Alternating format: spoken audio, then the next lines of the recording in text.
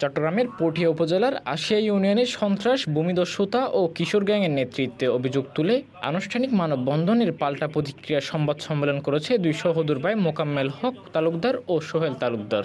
শনিবার ১৭ মে বিকেলে আশিয়া উচ্চ বিদ্যালয়ের অডিটোরিয়ামে এই সংবাদ সম্মেলনের আয়োজন করা হয়।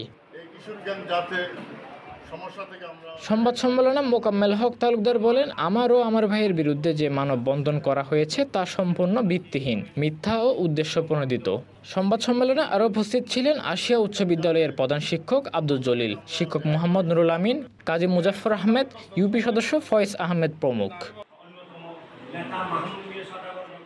এই ঘটনাকে কেন্দ্র করে এলাকায় চাঞ্চল্যের সৃষ্টি হয়েছে। সত্য উদ্ঘাটনের প্রশাসনের হস্তক্ষেপ কামনা করছে এলাকার সচেতন মহল। আমার নেতৃত্ব দুর্নীতিবাজ না, আমার নেতা তারেক রহমান দুর্নীতিবাজ না, আমার নেতা এখন কিরিং এমএসএ প্রার্থী করতেছে, কারণ আমি যার বিষয়ে রাজনীতি করি আপনারা তো জানেন উনিও দুর্নীতিবাজ না। একটা মহল আমাদের দলের ভিতরে আমাদের দুটো ভাই ইমেজ নষ্ট করার জন্য এই ষড়যন্ত্র করতেছে।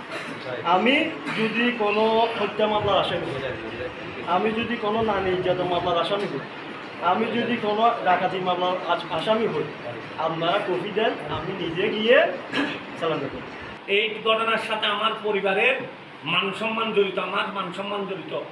আমি রাজনৈতিকভাবে একটা বৃহৎ রাজনৈতিক দল বাংলাদেশ জাতীয়তাবাদী দলের একজন জেলার লিডার, আমার ভাই উপজেলার লিডার, আমার বাবা একজন মুক্তিযোদ্ধা হিসেবে, শিক্ষানুরাগী হিসেবে আমার আপন এক চাচা এই স্কুলের আজীবন আমৃত্যু পর্যন্ত এই স্কুলের সহকারী প্রধান শিক্ষক ছিল।